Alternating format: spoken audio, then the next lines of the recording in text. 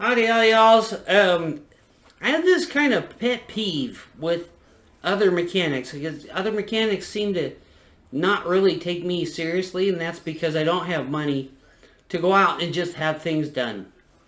And my pet peeve is, well, as a kid, I've worked on cars, driving since I'm 9 years old, and I've worked on cars almost my entire life. And I've kind of reached a point now where I'd rather have somebody else do the stuff that I don't want to do anymore. Um, so anyway, I was at this shop, and they don't really know me that well. And I asked the guy a question. I said, "Look, do you know of a machine shop around here where if I get my heads rebuilt on my GMC, actually they just need valve guides, really. The short block is I need to do the front main seal, and in the back of my head I know I should, if I do the front main seal, I should do the timing chain." So anyway, I'm just talking to this guy randomly. Now he makes money off of building engines, but I've seen the way they build engines, and it's not the way I want to have it done. And I'm not saying that they do anything wrong. But so I'm talking to this guy, and I go, "Well, do you know any shops here near the Ogden area that I want to just have the valve guides done on my truck, and valve job, um, and what I want to do is I don't want to change the valve size. I don't want to change anything else like this. I just want this done to see." Now, this is the quirky thing about me. I just want to have this done so that I can see if I can feel a difference. I'm willing to pay the money to have it done. I mean, if it's not $5,000, okay.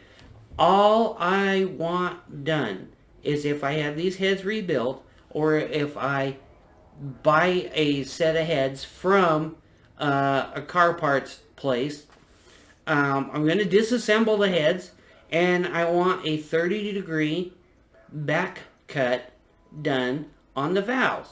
The only reason why I want it done is because I want to see if I can feel a difference. Now, because I was working so much, I haven't found a quiet road with a long enough stretch so that I can use one of those cell phone quarter-mile measurement things, because I want to see if it makes a difference. That's it. And I also want to see if there's a difference in the gas mileage.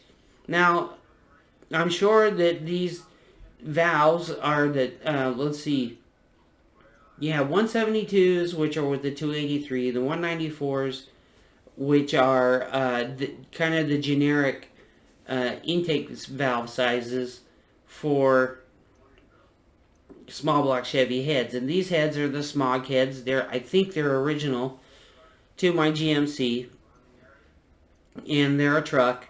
So, and they're from '84. So, which means the ports aren't going to be great. The heads are probably not going to be very desirable or anything like that. That's not the point. I want to see if there's an improvement with just making the 30-degree back cut. That's it. I don't want to put domed pistons in. I don't want to rebuild the short block, because it's okay. The truck idles perfectly smooth, and it will idle at 500 RPM, no problem, totally smooth. That tells me that even if the compression is low, the compression is good across all the cylinders. Okay, now I don't want to do that engine yet, because I have plans for this engine. Okay, stupid plans, because I want to build this engine so that I can put it in a different car, because I want to put it in a different car. So what it is all I don't care about all your other stuff. All I want is a 30-degree back cut done on the stock valves with new valve guides and a good valve job.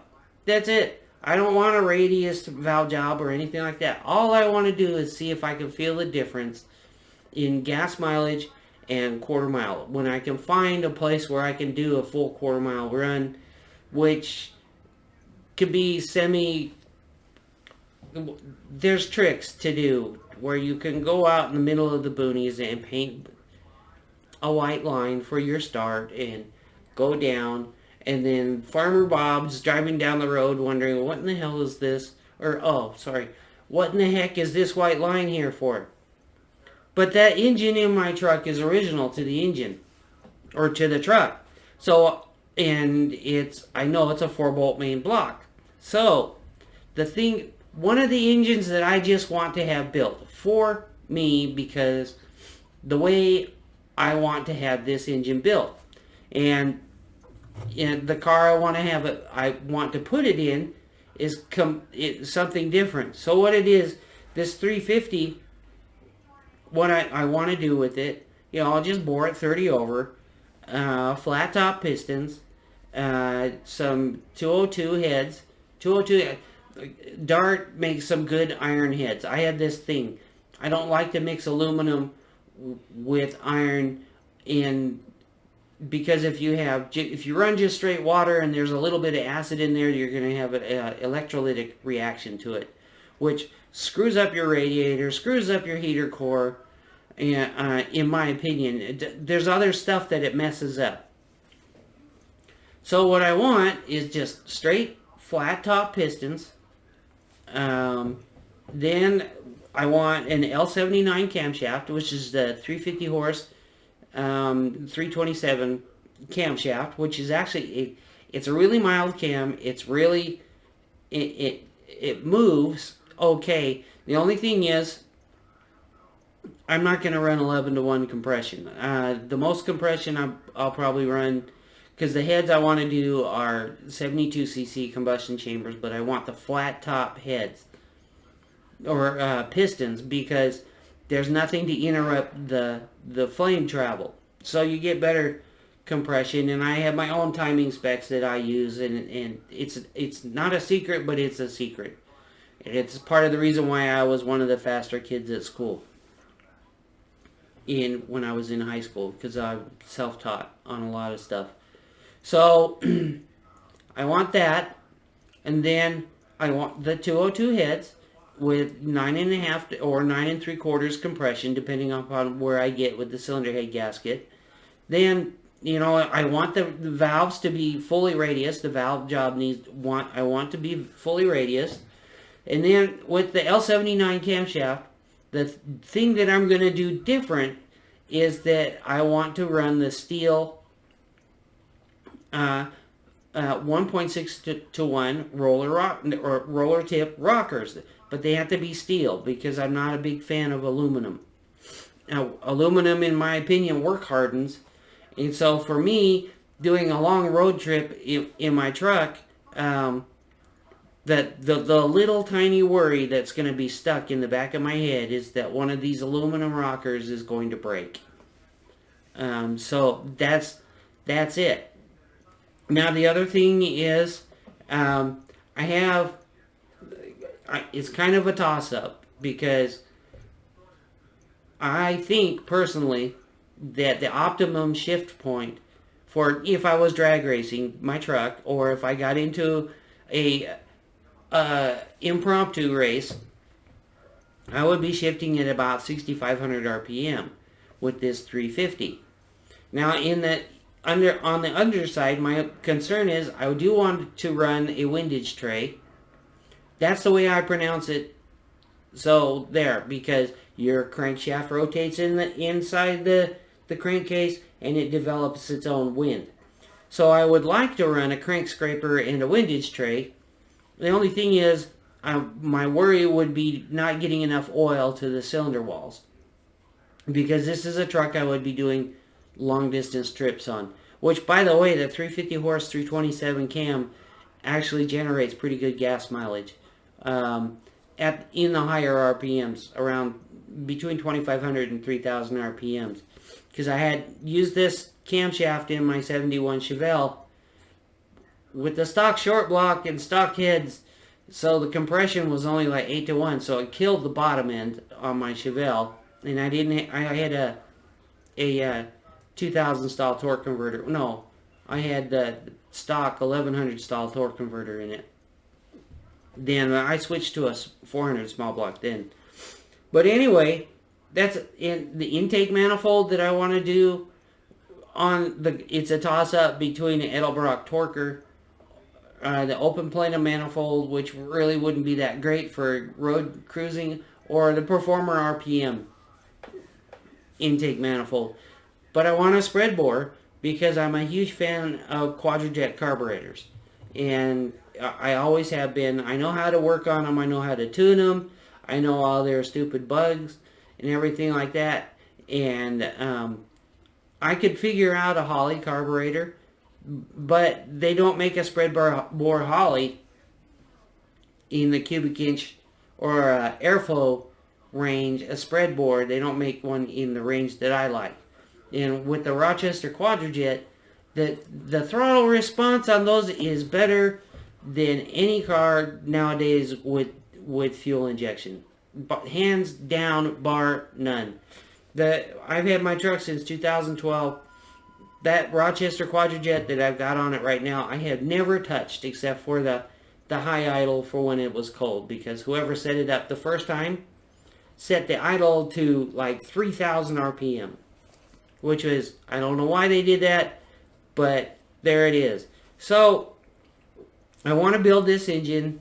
I usually run my initial timing around 12 degrees advanced, and then I really don't have my final timing the way I work it, because I like to run 190 degree thermostats, because heat is horsepower. Your engine is designed to run efficiently with heat. So my total timing, including vacuum, I limit that so that I don't get any pinging or what they call lady fingers. Which, lady fingers, you have to learn how to feel what lady fingers are when you drive. It's kind of like a surge. And usually they give themselves away because you'll hear one ping. And if it's just one ping and you're going under full acceleration, which you can't hear if you have open exhaust, but if you have mufflers on it, you can hear the pinging. So total timing I reduce to match the temperature of the truck. And in my opinion, with the flat top pistons and a smaller combustion chamber, you have good quench, which builds turbulence in the combustion chamber. And anyway, I could go into all of this stuff. I just hate it when other mechanics, I try to talk to other mechanics, and I'm a chronic reader, so I've read everything I can possibly think of. And generally, my cars are a little bit faster than everybody else with the same setup. Now, I'm not promoting myself. I'm just saying that's just one of my secrets. And there's hardly anybody that's watching my car stuff on YouTube anyway, so it doesn't really matter. But that engine, that 350, I want to put it into a 63 Chevy 2. Now, the rear tires, I had to make the rear tires big enough so that I can get traction. So I might have to start with a derelict Chevy 2. And you don't need lots of gear, really, as long as you got it good with a car that light. I would run a Power Glide with, well, you know, I don't know, 700 R4 transmission or a Power Glide. The Power Glide's easier because you just smack the gear shift once, and good for bracket racing and stuff like that. But if I got 350 to 375 horsepower from this engine, and then was able to run in the low 13s in the quarter mile, you know, or faster with decent gears, because when you have a really light car, you can run less gear than you would normally do. With the Power Glides, really weird. They feel weird when you they feel fast in first gear because you had that torque multiplication through the torque converter. Um, I will probably run a 3,000 stall torque converter in it, on a locked differential, and it would be just a fun car. I would have to run at least a 4-point or a 6-point roll cage in the car because I think it would be that fast. So if anybody even pays attention to this video, just tell me what you think. That would be my 63 Chevy 2 build-up. But anyway, thanks for watching, and that's video number 2 for today. I really, really, really, really I got to do the fuel module on the Crown Vic. So I bought some wheel chocks today so that I can do that safely. So I might do a video on that.